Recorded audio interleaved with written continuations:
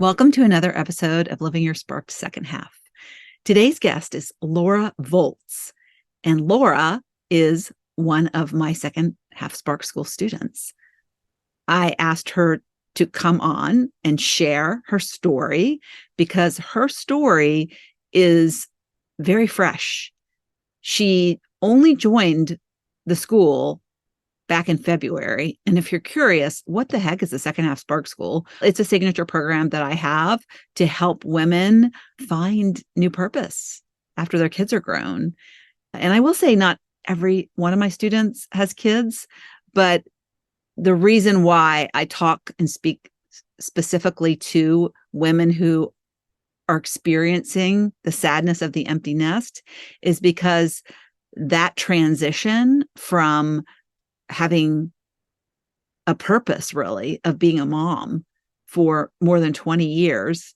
And then all of a sudden, that is gone. Your purpose disappears with your children.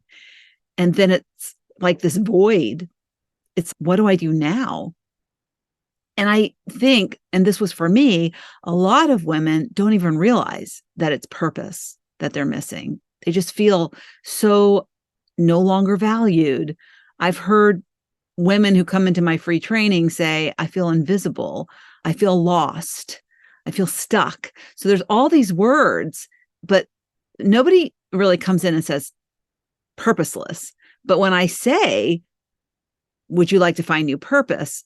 That hits home because there's somewhere deep inside that they know that they had a purpose and now they don't anymore. And maybe when you put the puzzle pieces together, it's that, oh, that's the problem. That's the problem.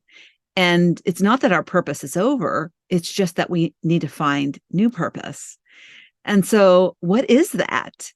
And we've lost ourselves in the process too, in being a mom and being a wife, and many of us being an employee, trying to do the things that we think are right for other people. And we've neglected ourselves. We put ourselves last on the list. So getting out of the rut that you might be in is hard because you haven't made yourself a priority. And then you feel guilty for thinking or even wondering if there's more. Feeling guilty. Oh, I can't do this because what about somebody I'm going to neglect maybe? Oh, it's not that bad. And then we talk ourselves into settling, continue to settle for the life that I call mediocre. Because if you're feeling those feelings that I just described, you can't be living your best life. And that was Laura. And she had the guts to take action. And I this was for me when I finally made a change in my life. I know the feeling that she had was very similar. And it's like, we're tired of feeling tired. We're tired of being scared. We're more scared. We get to the point of being more scared of staying where we are than the unknown, that what's on the other side of the change. We just know that we can't live like that anymore. And so I wanted to read before I move to the interview, but I brought her on and we talked. She's never been a podcast guest anywhere. She's just sharing her story from her heart. But she joined, I want to just give you the timeline because this can happen very quickly. Your life, and many of us are in the settling phase for years. I know from the time I was like, I need to do something, I know I need to do something, where it wasn't just this fleeting thought, it was like a constant thought. It took me, 3 years. And so I'm not sure how long that was for her, but I know it was a long time. And so she started with the Second Half Spark School back in February of 2023, this year. And things changed very quickly for her. Once she started going through the curriculum, getting on the coaching calls, and getting to really understand what was keeping her from living her best life. We don't know what's holding us back. And that's what I help people do, is find what those blind spots are. And a lot of it is our negative mindset. And we're saying these things to us that we can't, and that we feel guilty, and all the things that we're talking ourselves out of our best life. And they're constant barrages of this voice in our head. And we need to create a new voice in our head. But we don't know how to do that. We don't even know how to identify the bad voices. And then how do we change those voices? And then how do we connect with the deeper part of us, that all-knowing, the soul that wants us to have the best life and knows what we need to do, but we're so blocked from it, we've lost that connection that we had a long time ago when we were young, because all children have it. And so this was Laura. She was struggling.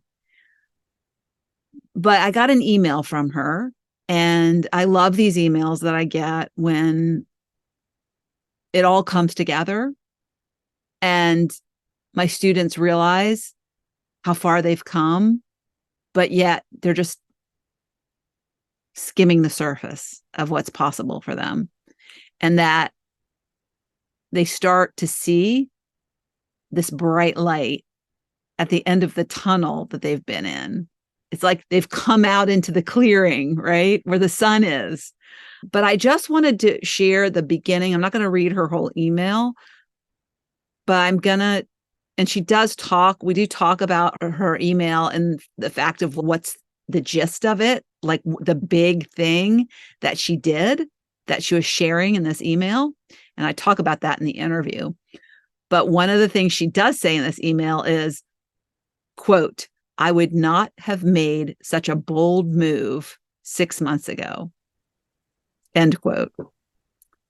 Yes, she actually up and moved from California to Tennessee. So that's huge. That's huge. So the whole timing and everything you're going to hear in the interview, but she would have never done that. She would have stayed scared. She would have stayed being a pleaser and being unhappy. But the way she started the email, I have to share, because if you listen to me and you've been going through my training and you're considering joining the Second Half Spark School, which is open for enrollment starting today for a very short time, only 4 days, and I only open it 2 to 3 times a year. And so this is your opportunity to take an action and to do something about it. If you're not living a sparked second half and you feel inspired by the people who come on my podcast, it is possible for you. And I know you might be not thinking it is, but it totally is, because Laura was just like you. And I have many other students who were brave enough to do what Laura did. And I know you are too. So here's how she started. "Lori, I have learned so much. When I watched your free workshop on Facebook, I was at the end of my rope.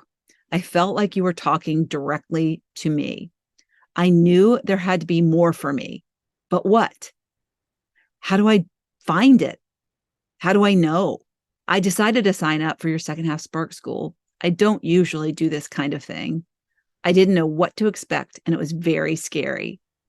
I decided that as frightened as I was of the unknown, I was more afraid of not knowing. I have been treading water in life for a very long time, and I am tired." That's how it started. But that is just her describing herself 3 months prior to her writing this email to me. And the rest of the email goes on to share all of the things that have changed and her new perspectives and how excited she is about her future and this big move, of course. And so when you hear her story, she'll share more of this, but she just moved there. So when she wrote this, I think she had just written the contract on the house. and then she's just moved there now. So when I interviewed her, she was sitting in one of the bedrooms of the house that she would have never known, a life she would have never known. She would never be in the state of Tennessee if she hadn't taken that action. And so she was afraid of the unknown. And this is what I always say, we're so afraid of the unknown. But the unknown has unfolded in a magical way.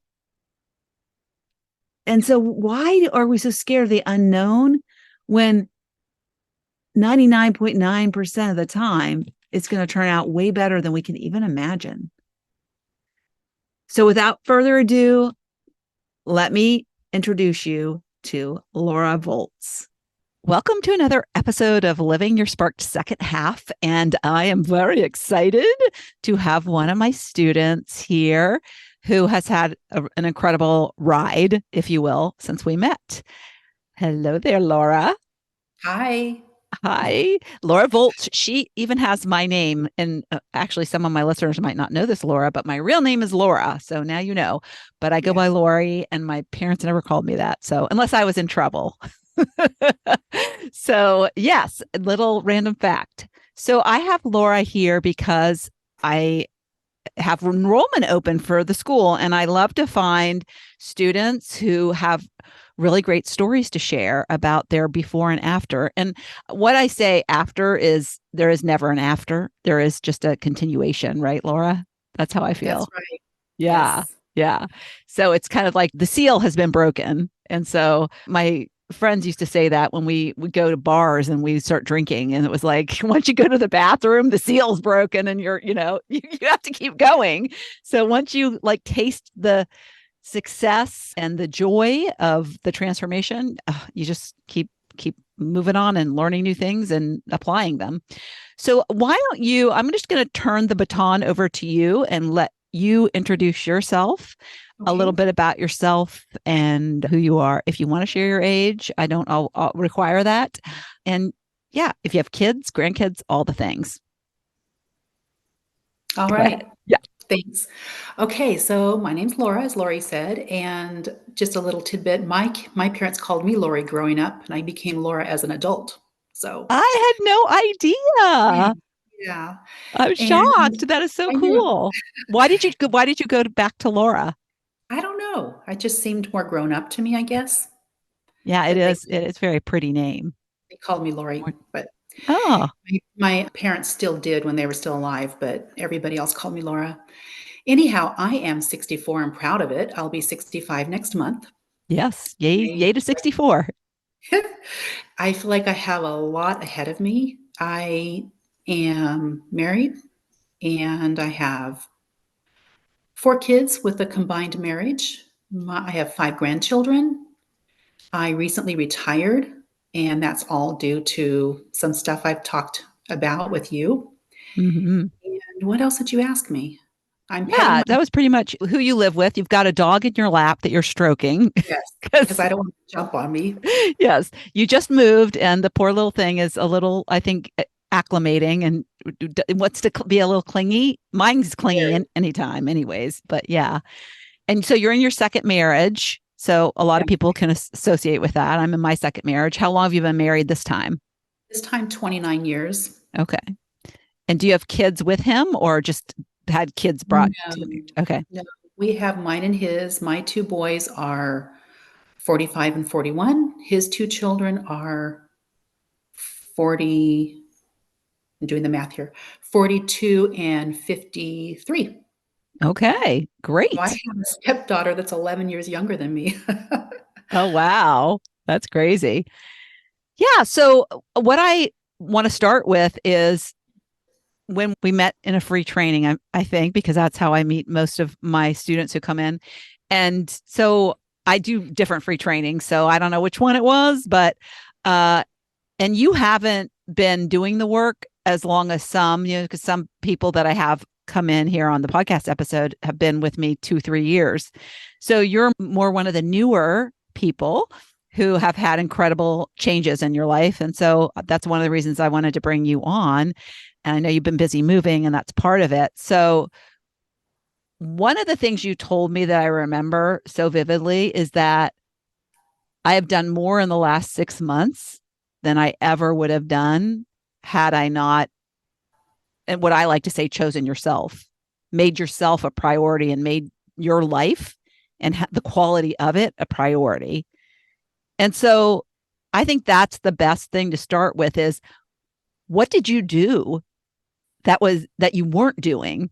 So what were you, and the question I can ask is, what was the particular struggle you were having that was keeping you from taking action? Because to me, it sounds like you weren't taking action, or maybe the wrong action. There's so many things. First of all, I felt selfish if I put myself first. And I'm realizing now that if I don't put myself first, others don't get what they deserve. And I doubted deserving anything better than what I had. I'm a giver, I'm not a taker. And as being a mom and a wife, I've always taken care of others and literally put myself last. And I've realized that putting myself last is the last thing I should do. Right.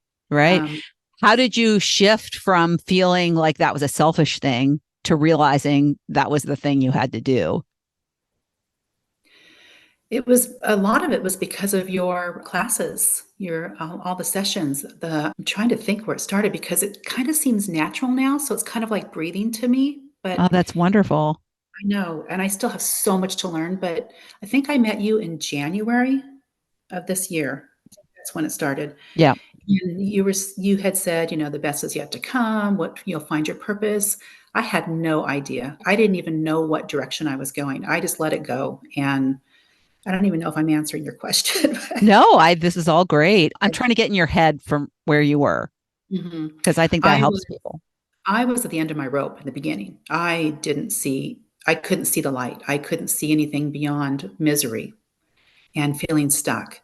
And when I first reached out to you, I felt like I met you, I think it was on a Facebook, one of your free trainings. I felt like you were speaking directly to me.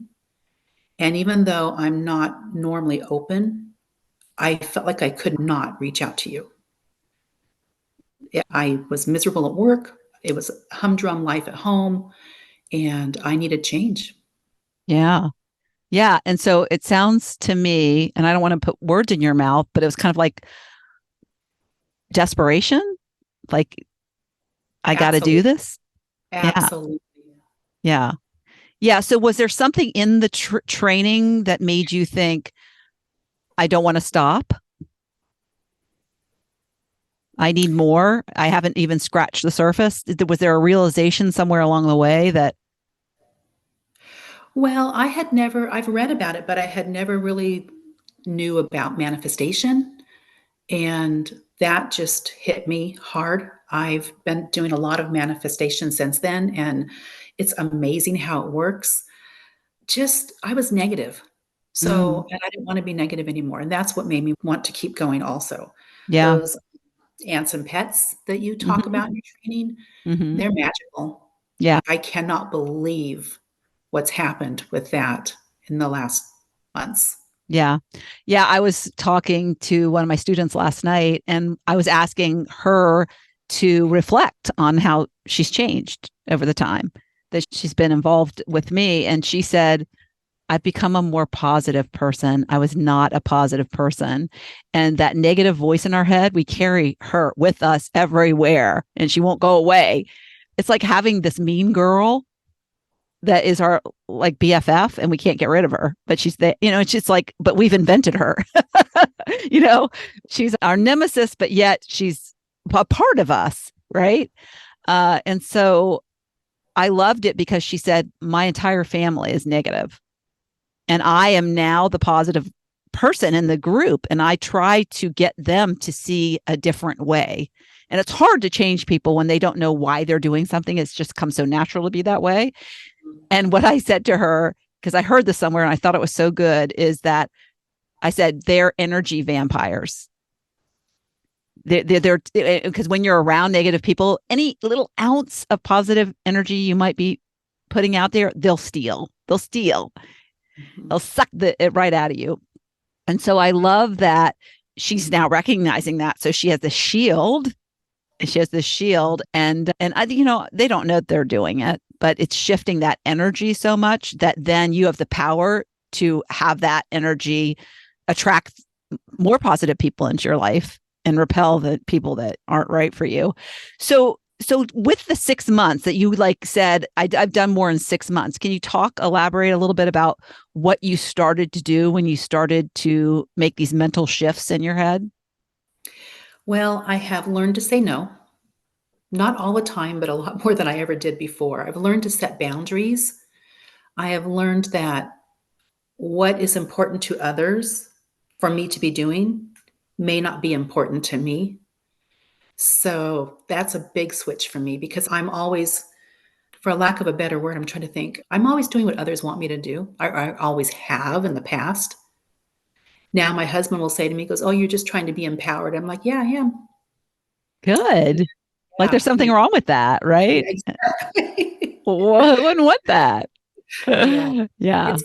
It's kind of become a game with me too, because I'll go, "Oh, I just did that," or, "Oh, I just said that," and I'm noticing it. Yes. That's a big change, being aware. Mhm, mhm. Yeah. It's a Yeah. big And loss. it's funny because I think, when that comment that he made makes me think that he's thinking power. He's not thinking of empowered. And to me, being empowered is more about powerful within. It's Mhm. having this confidence that you didn't have before.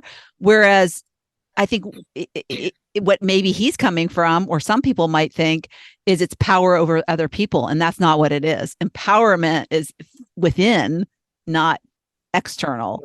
So it's different kind of power. Yeah. So that's so true. Yeah, That confidence that you have to say no. right. It's hard. I threw Yeah. myself out there. I'm like, "Here we go," but I did it, and it's working, and there's more to come. Yeah. Yeah. So I have a lot of people who delay retirement, and that keeps them stuck, I think, because they just can't see the other side of retirement.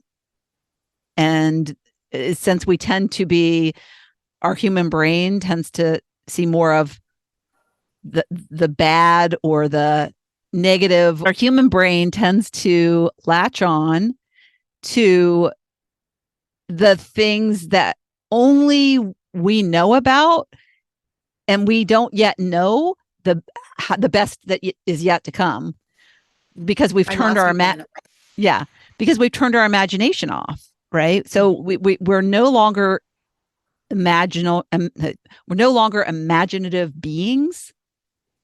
We're just on this kind of coasting with the status quo. And so when we think about retirement, we think it's more of the same or it's going to be worse. And we don't think about, oh my gosh, it's going to be so much better because I am going to manifest it. I am going to create it. I am going to imagine it, and then it will unfold for me. And so we get in the stuck place. So we delay, and then we end up staying in a situation where we're not happy. Yeah. And you were that. I remember you just I were not was happy. I was miserable. Yeah. I mean, I don't have another word for it. I was just miserable. I went to work every day. I'd say to my husband as I'm leaving, "I'm going to the jungle," and that's what it felt like. It was a very negative place to work, and And I'm sure you miss it. I'm so, so happy I'm not doing that anymore. I don't miss it 1 minute. I miss my friends, but I don't miss going to the hostile work environment. Yeah. Yeah. And can you imagine what that does to you over time? Oh, I know what it does. I Talk felt about it. energy vampire. Yeah, That can be an environment. I mean, people are in an environment. So even if you have good people, the work environment, if you don't like what you're doing, if you have a crappy boss, there's some crappy mhm. bosses out there. Why Yeah. I was just at a football game last weekend, and a friend of ours was talking about his boss, and like, how people get promoted because of not the right reasons. yeah, They're not because they're good leaders or good mentors. They get, for whatever, most sales. And then they become leaders and not trained, because I think leadership is a skill that you can learn. So yeah, what else did you do? Because you are now in a different house. You just moved. So what else did you do? So another big You're thing was living the big stuff. Well, I should not say that, because in here, your head, that's uh-huh. big stuff. That's big Mhm. stuff. So It I is. don't want to poo that. But I think sometimes people who listen, they think, oh, they don't realize until it happens to them how big that is. Right. Mhm. Right. And so they want to hear the juicy stuff like, oh, you met your soulmate, or, oh, you found your true purpose and you're now, you know, doing famous things or something like that. So, yeah. So, what is your big things? Well, I think what you just mentioned are going to be coming in the future. But so I never liked the house I lived in. I lived there because my husband liked it. It had lots of parking for all of his race cars and motorcycles and trailers, and I always just put up with it. And then finally, I didn't just move to another house on another street. I decided I was moving out of California. And I say I because he didn't want to go. And I finally said, "This is what I want. I've done what you wanted for all of these years. It's my turn." And so that's huge. I mean, just coming here is just huge. Yeah. And Talk about setting boundaries and doing what's best for you. That right. is big. It was so fish out of water feeling for me. It was big. It was Yeah. way out of my comfort zone. Yeah. Just jumped in. Yeah. It's funny because you sent me a beautiful email, very touching. I remember that because that's when you made that decision and you went on a vacation there and you bought a house while you were there. And Yes. I don't even know that you told your husband that you did that, but I was so happy for you. And I showed it to my husband and he said, what are you doing? You're making people going to get divorced. And I said, no, well, if they do get divorced, then It's meant to be, good, right? good, Yeah. because, you don't belong where you shouldn't be happy. But I said, what normally happens is the other person wakes up to the reality, I'm not happy either. And then the person who's getting happy and doing these things and opening up their world and becoming sparked, that rubs off on people. Mhm. And they end up having a better life themselves and the relationship gets better. So, I'm more interested in people living a happy life. And if they can't do it in the situation they're in, then figure out how to do it independently and know that, because we always think, oh, if I do this, the worst thing's going to happen. He's going to leave me, or I'm going to be broke, or whatever. But no, if you're following your gut, if you're following your heart, and it's always in the best interests of everyone, including you. I mean, you first, because when you are first, everything else is happier. Everybody around you happier. So by not doing anything, you're keeping everybody miserable. I'm in So on. by not doing anything, you're what you're doing, I think, is selfish, because you're keeping everybody miserable, because you're staying miserable and you're not being. I feel like it's, if we think back to the old days when there were adventure seekers and they would be the first ones to get on a ship and go explore new territories, and they were the ones who discovered America, and they were the ones who discovered whatever. And for me, that is a good analogy, because you have to be the person that's the adventurer, that's the one seeking, that's the one is going to find new land, because you want to find new happy land. So you want to go find happy land, and you have to do it. You have to be the one. You have to be strong enough to be the one, and everybody is strong enough to do this. Because if you, what I think what you get strength from is knowing that when you do it, that other people can follow you, that you can be an inspiration, that you can. And I think for us who are moms, and you can tell me if you agree or disagree, but I think for me as a mom, when I do things, I always think about my kids and my grandkids. And I always think, I want them to know that I'm never going to give up, or I'm never going to settle, or, I would never want them to settle. So I feel like you have to be a frontier seeker of that new world that doesn't exist now, but will exist, because you're going to be strong enough to do that. But you're going to be strong enough, not just for you, but for the other people who will follow. Does that make sense? Absolutely. And I have my kids in mind all the time, and my grandkids. My granddaughters, they're 13 and 16, and I talk to them all the time. And so much that I've learned from you, I share with them. And Yes. because nobody did that for me growing up, there wasn't that positivity. And it's so important to put that in their minds now. And Yep.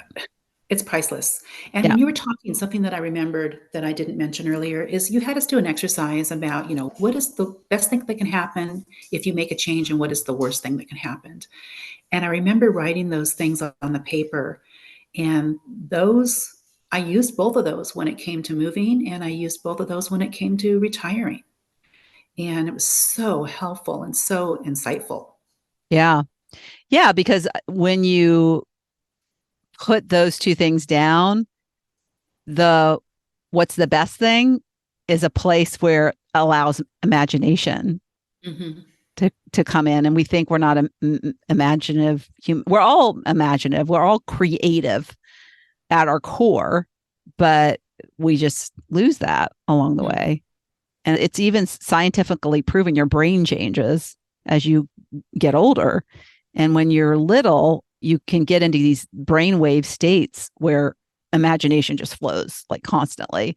And then it slowly, as you grow up and you are subjected to society, you get your brain waves change. And then what happens is stress comes in, and that changes. You just can't get back to that imagination state, or a lot of people can't. Some can, but you can't get into that state when you're stressed. And a lot of us are stressed. Mm-hmm. Yes. So, yeah. So were there any particular, I mean, you kind of talked about that exercise. Were there any other particular breakthroughs or ahas that you got from either the free training? I really want people to know that when they get these breakthroughs and these aha moments, that they're coming from a deeper place, usually, right? Yeah. It's not the mean girl. No. And for me, it wasn't, I'm trying to remember ahas. I can't remember any specifically. They were continuous though. And I remember thinking that anything's possible. And you even said that anything's possible. Just shoot for the moon. Don't even be realistic. Just shoot for it. And that's what I started doing is I'm thinking about things that I would never even think about, because I know it may not be exact, but it's going to take me where I need to go. So that was really powerful. Yeah. So for me, thinking about going on a vacation and then actually buying something is that's like crazy. It is. It is. And so, what was going through your mind? Like, what made you do that? What made you have the guts? Because I think that's very gutsy, knowing that it was going to be across country, it was going to be totally different. Was that a dream you had for a long time? It was something I've thought about for a few years and never put it in front. And I didn't buy the house in Tennessee when I was on vacation, but I did look at it. And then when I went home, I told Ah, my husband, we're probably going to be buying this house. So I did come home and talk to him first before I actually bought it. I okay. didn't make that decision all on my own, but it kind of was on my own because he didn't want to do it. He thought I was crazy Right. for even considering it. Yeah. But I Yeah. just finally said that we're going to do this. You were courteous but empowered. Exactly. Yeah. So I Yes. didn't do it completely against him, but So, what yeah. have you learned about yourself in this process in the year isn't even over? Can you Mhm. imagine? If people think it takes time to do things and maybe you don't have enough time left, you're 64, and in the 9 months I mean, you can make a baby in 9 months. We can't anymore, but I guess a Exactly. lot can happen, but we forget a lot can happen, right? So that's pretty crazy when you think of where you came from Yeah, back in January to now. And I don't even think my training started till like the very beginning of February. So it's February. yeah. So you were moved, you just moved. And so I think it was like maybe June-ish when you bought the place, Yes, it closed escrow June 22nd. right? So it wasn't very long when you made that trip No, and I made made that it in decision April. in April. So February, March, April, 90 days. Yeah. So what'd you learn I was about yourself? I And was ready. I was just ready for some change. I was sick and tired of being who I was, mm-hmm, and I knew there had to be something better out there. I knew there had to be something better for me, and your training just it took me. I mean, I was off and flying with it. yeah, It was priceless. yeah, that's great. And I I don't love know. that you're now sharing it with your granddaughters because hear that a lot from my students. And I think that is what I love so much. And it's so hard to explain the ripple effect. Mhm. How it, I share with everybody, but my granddaughters being the age they are, they're so impressionable, and there's so much negativity that I try so hard to put the positive twist on everything. I get negative and I fight it. I just try yeah, to not allow I try to counteract it with the positive. yeah, Just like those automatic negative thoughts that you talk about. yeah, I put those aside yeah, because I know there's so much power in being positive. yeah.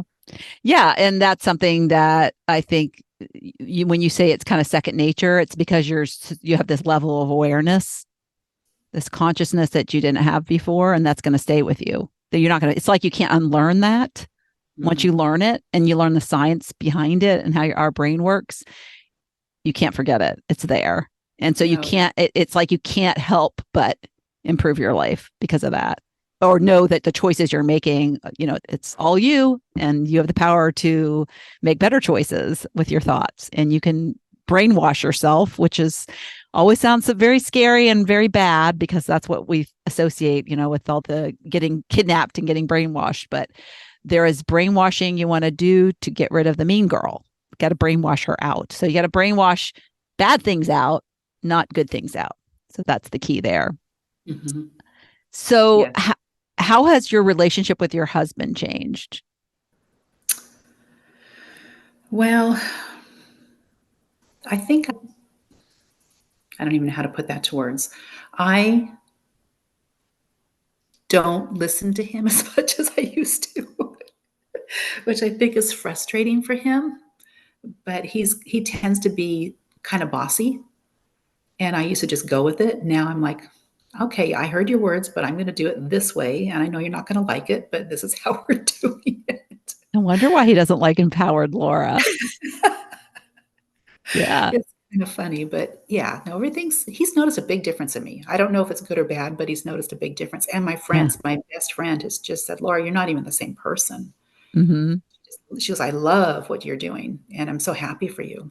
Yeah. Yeah. Well, yeah, I think some things take time. Mhm. And I think for a while, I didn't think he was going to move with you. It was possible. Yeah. And here he is. He's with you. So he must like the empowered Laura. Yeah. I think that's great. Yeah. And is there anything else you want to add to your experience? Anything that you have done that you wouldn't have done before? The new Laura? I can't think of anything right now. I mean, there's probably so much, but nothing's coming up. I mean, What? So you retired? yes, Yes. And that was in September? September 1. Mhm. And what drove that decision? Because I know you were planning to do it. I don't think you had a date Right. the last time we talked. And so then you messaged me and said, "Yay, I'm moving and I've retired." I just decided all of a sudden that it was time. I mean, giving up that paycheck that comes in every single, pay period, that was a hard one. And I'm the money maker of the family. So that was really hard to give up. And I just decided I'll make it work. Yeah.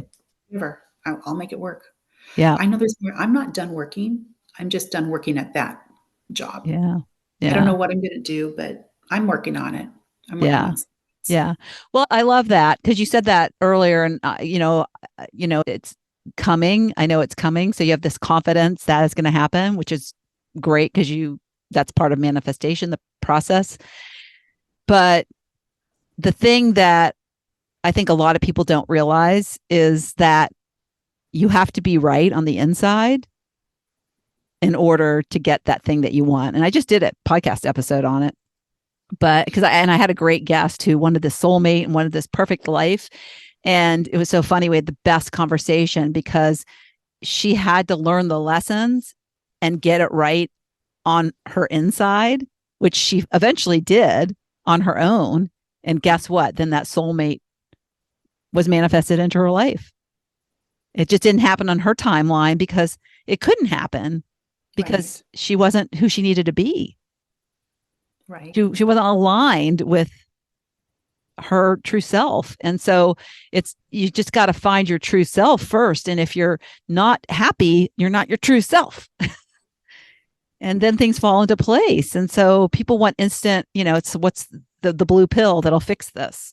And yeah, it's more than that. I'm definitely a believer in just letting it be. Like, for example, when I retired, I had manifested money. I'd been manifesting some money. I didn't know if I was going to find a quarter on the ground or what I was going to find. But right before I retired, my company decided to give us a little severance pay. And I'm like, I'm going anyways. And this is just a gift. Wow. Yeah. That's so It was cool. my told my son, he goes, "Oh, mom," he goes, "you're retiring anyways. And now that's amazing." Yeah. And Well, to me, that is because you're aligning. mhm, When you align, you weren't supposed to be there. You're miserable. You mhm, finally got over the attachment that your human side needed. This, like, oh, I can't let go. I can't let go. You end up letting go. And guess what? You're present. You're yeah, present for being brave and letting go. That is yeah. such a good, I love that story. I was at that company for 25 years. It was hard to let go, even Yeah. though I wasn't happy. Yeah. It was a healthy thing for me to do. I bet everybody boo-hooed when you left because there's that positive person leaving. They were all envious. They're like, "I wish we Yeah. could go with you." Yeah. And yet, what's funny is they all I can do the definitely exact same thing and they just I don't realize it, which is so sad. That makes me really sad. But, I just hope that my students are a beacon of light to the rest of the people that they associate with. I know they are. And it's just that what they don't realize is that they have the power within them too. I think when we get to be a certain age, we think we've lost our power. It's like our battery's drained and we don't know how to recharge it. and I think at this age, you can sometimes feel like you're invisible also, Mm, and we're not, but we think we are sometimes. At least that's how I feel. When you get around the 45-year-olds, I'm like, maybe what I have to say isn't that important. But I'm not allowing that either. I don't need to say anything, but I can feel good about what I'm delivering, I guess. yeah. Yeah. Because you just have to have the mindset that the right people will show up and Mhm. be right for you. So we don't all need to stand out. We just need to stand strong in who we Exactly. are. Yeah. That's great. So what are you most excited about in the coming months ahead? Getting my furniture for my house. Yeah, it is very echoey there and very, Oh, yeah, yeah. barren, but it looks very clean. It is clean, hasn't been dirtied up yet, but yeah, my furniture should be here soon, I hope, and just new adventures. I've been on the East Coast, but I haven't lived this close, and I can't wait to reach out. A lot of day trips, a lot of overnight trips, meeting new Yeah. people. I'm gonna go out there and try to meet some new people and join some clubs maybe. Yeah, because you like to hike, right? I love to hike, yes. And you had been doing that. I hadn't been doing that. My ankle's finally better. I don't know if I told you this, Lori, but I actually broke my ankle Oh when my I gosh. I know. I didn't know it either. That was an assignment. I said, you go out there because you were like, I want to do this. I want to do this, but I can't for all these reasons that, it's like, you can. And then you went out in the dark and Yes. we thought you sprained your ankle. Yes. So, oh, that's terrible. I know, but I'm better now. I transferred my gym membership to here. I belong to a gym and I went over yesterday and did a couple miles on the treadmill. And there's a lot of beautiful hiking trails here. My kids, my adult children, they hike a lot. So I'm going to be joining them. That's And fantastic. I just, I'm just open to whatever comes this direction. Yeah. Yeah. It's interesting that I'm sorry you broke your ankle. I did Me not know too. that. I didn't know it until June. This is your testimonial. I joined the school and I broke my ankle. It got worse before it got better.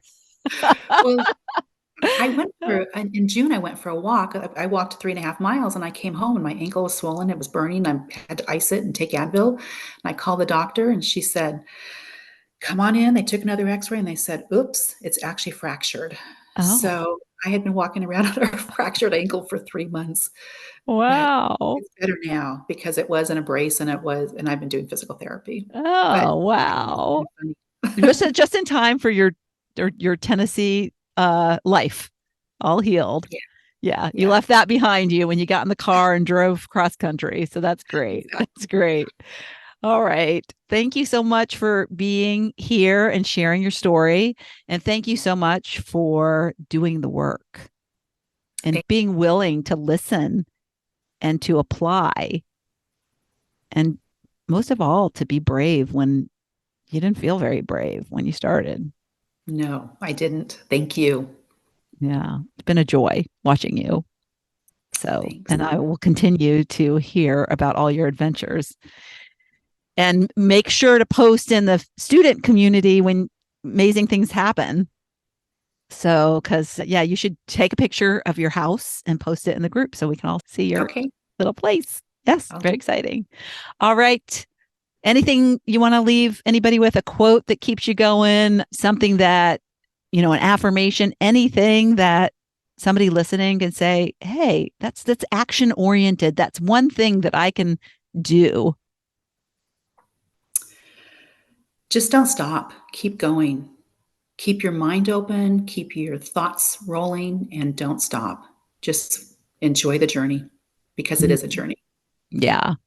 So you're speaking of the personal growth. Yes. Don't stop doing that. Don't Yeah. stop. Yeah. Take care of you. Don't delay, because if some people aren't even, if whoever's listening to this is going through the free training, that's a great first step. That is personal growth.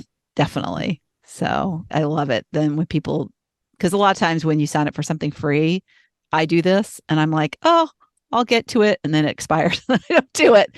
And so the people that actually take the time to do it when it's free, that's really incredible because it will make a difference. So, and just continue. Yes. Continue your journey and know that you can do it.